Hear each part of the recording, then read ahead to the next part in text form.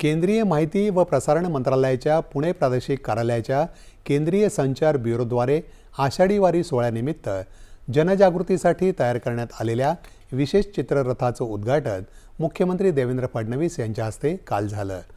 यावेळी केंद्रीय नागरी हवाई वाहतूक तथा सहकार राज्यमंत्री मुरलीधर मोहोळ उपस्थित होते।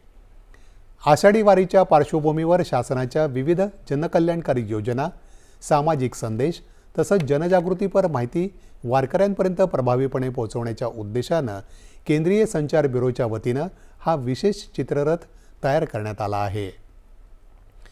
वारी मार्गावर हा चित्ररथ विविध ठिकाणी जनजागृतीचं कार्य करणार असून माहितीपर प्रदर्शन, ध्वनी प्रसारण आणि लोककलांच्या माध्यमातून नागरिकांशी संवाद साधला जाणार आहे। दरम्यान पुणे जिल्हा परिषद आणि विभागीय आयुक्त कार्यालय यांच्या संयुक्त विद्यमानं समृद्ध वारीचा शुभारंभ झाला।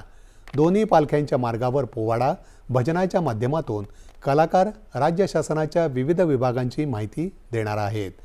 राज्य आरोग्य विभागानं पालखी मार्गावर 4000 डॉक्टर आणि 215 आरोग्य दूतांची नियुक्ती केली आहे।